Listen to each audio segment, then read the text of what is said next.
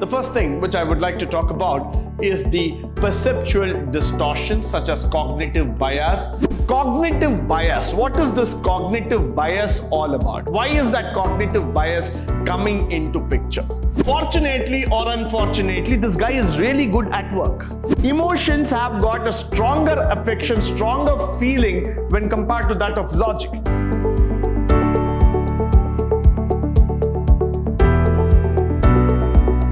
Good morning and welcome to the second session in Unit 3, Organization Behavior, where we are going to talk about perception in decision making.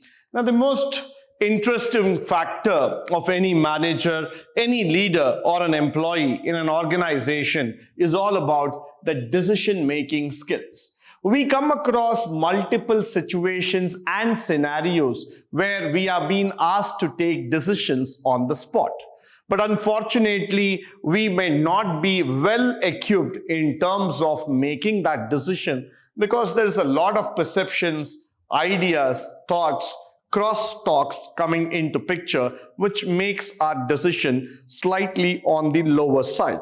Now, these distortions and factors is what we are going to look into, which will actually come in terms of how a decision making gets distorted and how we can make a good decision. The first thing which I would like to talk about is the perceptual distortions such as cognitive bias can result in poor judgment, irritational courses of action. What normally happens in organizations is that you have certain premonitions, predetermined ideas about certain people. When you see them, you have certain thoughts that are preoccupied in your mind. You believe that they will never change. You believe that these people are always like that. So there is no point in talking to them, no point in advising them, no point in telling that they are good, they are bad, you need to improve. No, we are not going to talk about these things at all. What I'm going to do here is that, on the contrary, I make a judgment very, very fast on those particular people. I just look at them and I say that, okay, this person, yes, he has to be like this only. He would have definitely made that mistake. He is bound to make that mistake. So I will go with a decision even before calculating the option. So that becomes quite challenging here. And there are sometimes, because of the preoccupied thoughts, because of my mind getting irritated, thinking about it again and again, I have certain fast and vivid reactions. I get irritated very fast, and that is shown in my behavior, obviously. So now what happens? Again, my decision comes down to a lower level. That's not a qualitative decision. That's going to be a decision that is taken rashly. It is irrational decision that I'm talking about. Now, we need to analyze the complex cognitive patterns that can complicate employee perception and behavior. That's very, very important here. We believe that what we see, what we hear, or what we talk is what the world is all about. So when people talk about an Apple iPhone to you, or when people talk about a Microsoft Xbox, people talk about a car, people talk about their shopping festivals, or people talk about what is the latest movie that has released. This is the world that we think about. We hear news, or when we see news on our social platforms or through our internet or mobile, we believe it. So our mind is filled up with a lot of perceptions. And our behavior patterns keep changing according to this perception. So when I have to make a judgmental decision against somebody, let's say that an employee here itself, I don't know what I'm exactly trying to do. Why? Because it's quite complicated for me to understand at that juncture. I just make a decision. I just take it out of my mind. I believe that this is the decision that I have to follow. So I just go about and I tell him very clearly that this is your mistake, this is what you need to do, please change yourself or this will lead to trouble. So what I'm typically trying to do, I'm typically trying to put you under a particular pressure, under a particular zone altogether. So that's exactly what I'm talking about, the cognitive patterns, the cognitive ideas altogether. Now, the next thing, cognitive bias. What is this cognitive bias all about? Why is that cognitive bias coming into picture. Cognitive bias are instances, these are the key points that we are going to look into, which evolve your mental behavior that cause deviations in judgment that produce negative consequences for the organization. Now look at it step by step. You have a bias, first of all. There is certain things where we have, almost a preoccupied thought process. Moment as you walk on the road and you see a cat crossing, yes, you have a premonition, you have a certain superstitious belief on that. Now, upon that cat crossing the road, you just ignore it on the hindsight and you go with your vehicle, and the next 2 minutes you hit another vehicle and an accident happens. Now you believe, I should have stopped. My mind was telling, right, I should have stopped when the cat was crossing the road, but I ignored and I traveled, and today I have hit the car. Now that's exactly where I'm trying to talk about a cognitive bias all about, because there are certain things which just fills up your mind easily, faster, and you have thought that this kind of behavior is what I am built upon. I'm just continuing with that. That's a mental behavior that's causing me to take a different kind of deviations in judgment. I'm not able to take a correct judgment. So what I'm going to produce is a negative factor. Because my thought process is negative, because my thought process is not on the correct platform, the outcome will also be wrong. So I would take a decision which would be negative to the organization. So I would take something where I would go against the employee, though that employee might be skillful, resourceful, but because of my cognitive bias, because of my thinking, I would go against and make a report on him. So this is where the decision making gets hurt, gets affected. The next thing, understanding how perception can be distorted in a particularly relevant for managers because they make decisions and deal with many people making assessments and judgments and on daily bias. So now you know that, for example, if a decision is going to get distorted by all these factors, this is what happens on a day-to-day basis. Now, this is not replicable or applicable to be only to one single person or one single manager, but then this is what happens throughout your corporate life, throughout the organization life, where you keep on making mistakes because every single manager, every single leader, every single vice president, general manager will have the same kind of problem. So they continue to make assessments on the wrong side, and that assessments get replicated on somebody's life, and because of which the organization might have to lose an employee, attrition rate goes up. Today, when people talk about attrition in IT companies, the one thing that worries me or that really makes me concerned is that how much of time has the company spent in terms of understanding the potentiality of that employee? Have you ever really sat down, understood the employee from every single angle possible? Or is it that because of certain kind of incidents or situation, you just made a rational decision and he was just thrown out of the project or of the company? What are we trying to do here? Why? Because our assessments are getting wrong just because we have this bias factor. We believe that quick decisions are the correct decisions. That's where we are going wrong. We need to take time, come out of the bias, try to understand the governing situation. You cannot make a decision just because you think you are right. You will be able to make a decision only when you have gathered the facts that are quite strong enough for you to go forward, analyze, and then give it up. Now, this is where I always say this factor very, very clearly, that whenever you are thinking about certain things, whenever you want to interpret certain things really fast, really hard, you just want to go and tell people, yes, sir, I have understood, this is what I am all about. What I want you to do is that please take a moment, come back, realize the ground reality. If a person has done some mistake, it is not that he has done it wantedly. You might be the manager, you might be the boss, you have the rights to take a decision on him, no doubts about it. You are the superior, no doubt.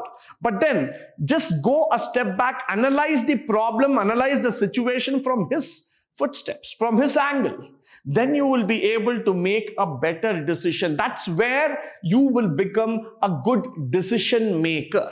Now, moving forward. Now, the bias arises from various processes that are sometimes difficult to distinguish. Now, this is a very big problem, let me tell you, in OB. Why it is a big problem? Bias are something which cannot be easily distinguishable. Now, for example, if I have a negative opinion about an employee, that's because his behavior, his way of talking, or his way or his mannerisms, what we are going about, I try to reflect that same factor, take all his ideology and put it to the work. So let me say this is the employee. I'm just going to draw up an employee here. I do not like this employee because of his mannerisms, his language, his body language, his thoughts, another factor. What do I do is that I connect it to his work. But fortunately or unfortunately, this guy is really good at work. Now I'm not distinguishing him from the work. What I'm trying to do is I'm trying to connect his mannerisms to his work. So now the bias is difficult to distinguish. I'm connecting things. Because of that connection, my assessment is wrong. Because my assessment is wrong, the decision is also going to be wrong. So that's where I start telling that the information processing, the shortcuts, mental noise, the mind's limited information processing capacity makes me go back and take a wrong decision. We added to this fact, when I talk about companies today, there are many times when people end up in gossip. Talking about the organization, talking about the boss, talking about the institution. They want to just gossip. It has got nothing in terms of intentionally hurting somebody. It is just you're letting out your mind, you're coming out with your thoughts and your opinion. But then the impact that it might have on the organization, on your fellow colleagues, on your fellow beings altogether might be greater. Somebody might get completely dejected by that fact. Somebody might get demotivated by this talk. So that is why I say, as far as possible, control your biases. There is no point in having bias. Have an open mind. Look into the situation as it needs to be looked. Please do not take that bias into your mind. You will not be able to get a good conclusion. That's very, very important here. If you continue with that factor, you will not be able to see light at the end of the tunnel. So that's why I say some of the perceptual distortions I would always like to bring in, where it's about the self-serving, casualty, framing, and belief. To just give you an example to support this case, let's say a new employee has joined the organization. He's all motivated, he's all charged up, excited to take up that job, take up that role.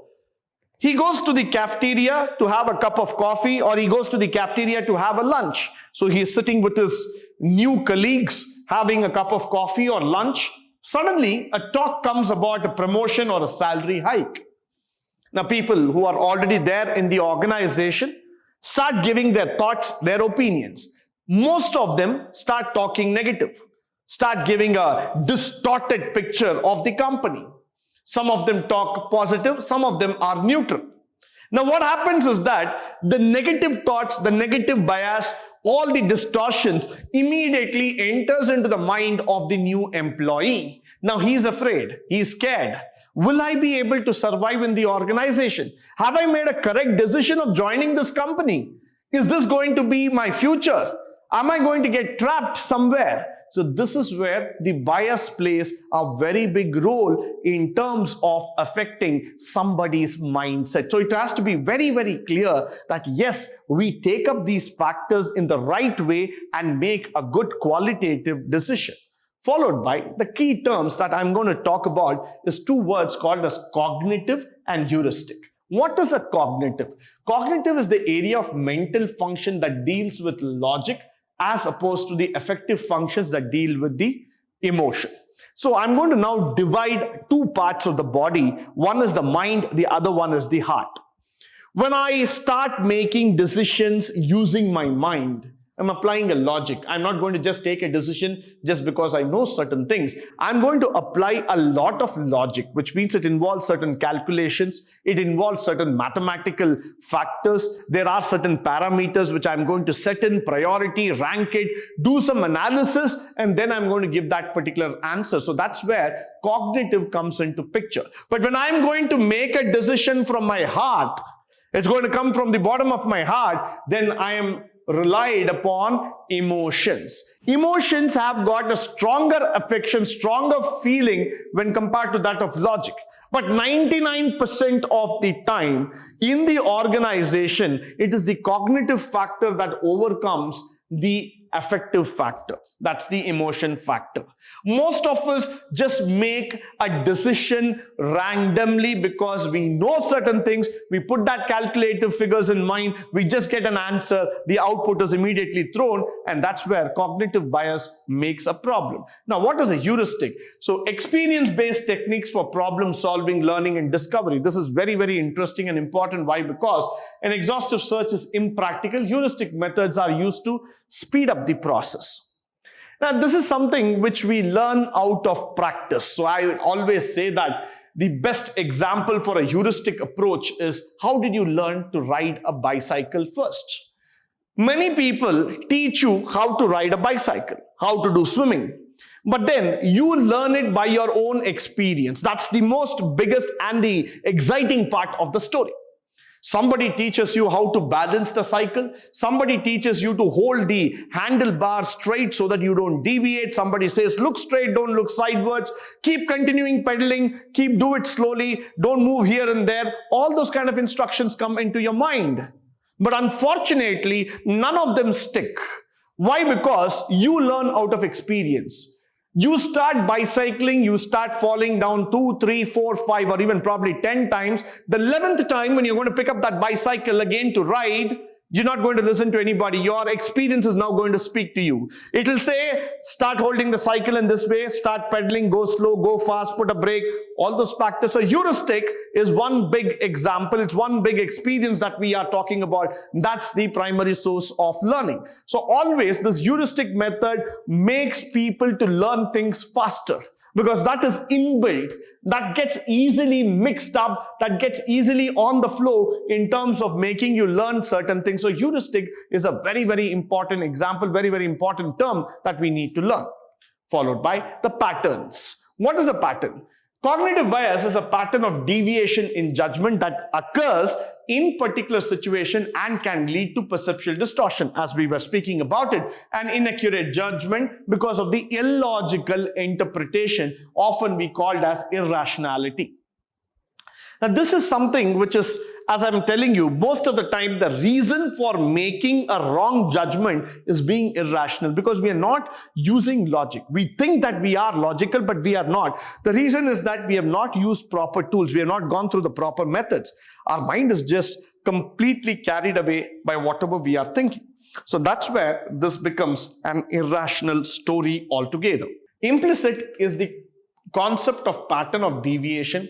That's a standard of comparison, what is normative or expected. And this may be judgment of people outside those particular situations or a set of independently verifiable facts.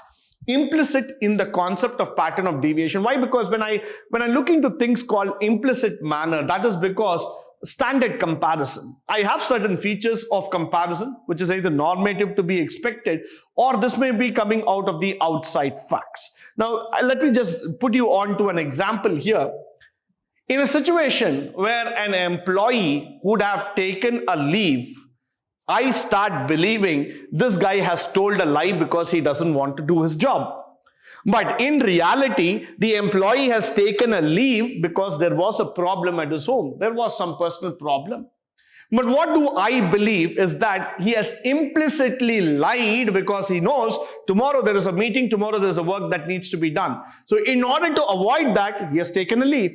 So now what happens is that I believe, because of a standard pattern, standard calculation, I believe that most of the employees would tell the lie because they want to avoid work. So what happens here is that my mindset is pretty much fixed. I don't want to think further. I don't want to open up my mind and think what is possible. Why this guy would have taken a leave? Let's just go inquire, find out, is that something going wrong or something in trouble? No, I don't want to do that. I'm just going with my standard pattern calculation. I'm just throwing things. I know that this is the reason why you would have told. The next day, that same employee comes late to my office. And the reason what he says is the tire got punctured, or I was held up in a traffic jam. Now, the moment I think is that that's a nice excuse. That's what I was expecting. I knew that this guy would tell the same excuse. Either he would say it was a flat tire, or he would say that he was held up in a traffic jam. But that might be the reality. I don't want to accept reality so easily because implicitly there is a deviation in my mind. I've already set that pattern. So I don't want to take it away off my mind. I believe that that is what is the truth. And I will give the decision used based on that particular calculation only. So that's where I would say that unless and until you go out, you verify the facts, you open up the mind, you listen, you understand, you calculate that situation, you put yourself in the role of the employee, understand, answer it up, you can never become a good leader, you can never become a good manager, because decisions are always to be taken based on facts and figures and not on fiction. That's why I always say that just don't get carried away by the patterns. Go find out the figure, go find out the facts for yourself. Moving forward, observation, very, very important. Essentially, there must be an objective observer identifying the cognitive bias in a subjective individual. That definitely yes. What others see in you, you don't see by yourself. Others might see you as a very, very interesting person. Others might feel you as an excited person, but you might not feel the same. You feel that that's quite natural. That's what I am. So exactly when coming there to that factor, you try to identify a person by certain observations. Now what happens is that because of those factors, the process are difficult to distinguish. It is not inherently good or bad as pointed, subjective or contrary. So most of the time what happens, it might be either opposite or it might be matching. Whatever is that, the decisions will get immediately affected. Now one way of telling you how the decision would start coming into picture is the information processing shortcuts, mental noise, the mind limited information processing capacity. I'm coming back to those pictures. Why? Because if you see here, moment the implicit factors start setting inside me, I move towards the bias zone and I start processing certain decision. How do I process that decision? Let me just come across again with a simple example to you. I see an employee who always spends more than 1 hour of his time in the lunch, in cafeteria. Now, though the employee is able to achieve his daily target, he is able to complete his work and there is absolutely no problem in terms of his working pattern. But still, this employee spends 1 hour in the cafeteria regularly, Monday to Friday. Now, as a manager, I have got certain information processing shortcuts, heuristics. What I mean is that I have experience. People who spend more time in the cafeteria are bad workers. Are people who delay work, are people who are lazy, are people who do not want to take up any responsibility. So my heuristics is coming into picture. I say my first thing, information processing. This person is a lazy person. He doesn't want to be responsible. He just wants to while away his time. Information processing is working for me. Next thing, the mental noise. There are people around me who give me ideas, who give me example, who tell me, yes sir, last time also I saw him spending more than 1 hour in the cafeteria. And like this, there are about 10 more people who give me input. So I have a mental noise. I'm surrounded by noise, not by facts. I'm surrounded by noise. People talk. I listen to the opinions, ideas, hundreds, thousands of people. I have so much of ideas floating on the top of my mind. I'm trying to correlate everything here. The third thing, the mind's limited processing capacity. My mind doesn't have the capacity to think further, open up and think. No, let me forget all this thing. Let me open up and think. No, I don't want to do that. I don't have the time. My mind is already filled in with all kind of thoughts that I want. Now, what I want to do is take out a decision. So I immediately make a decision on bias this employee is not a responsible employee. This employee is a lazy employee. This employee will while away his time. This employee's productivity is comparatively low on the team standard basis. So I don't want to take him. So that is exactly what you would like to put in as a picture here. That's why I always say observation patterns matter a lot when you are moving towards a decision pattern. Now, the next step.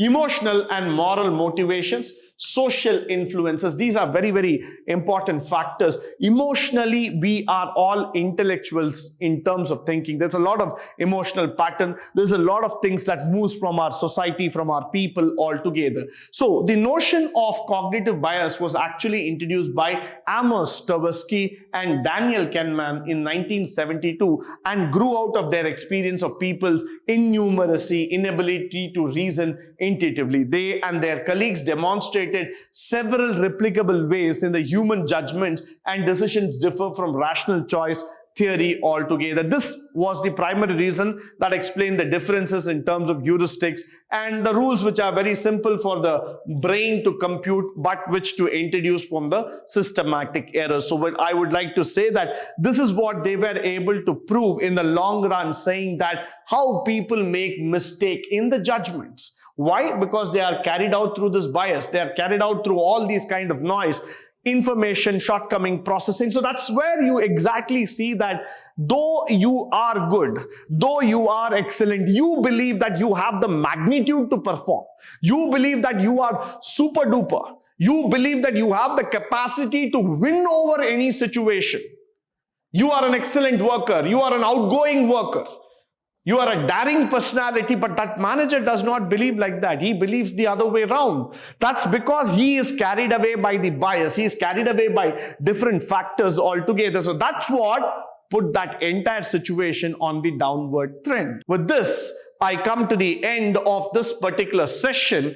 I hope and believe all the information shared through this particular session will be of a great help and resource to you. In the upcoming sessions, we shall try to learn more about the decision-making patterns in organizational behavior. But until then, stay tuned, stay blessed, and stay enlightened forever. Thank you once again for joining me today on this wonderful session.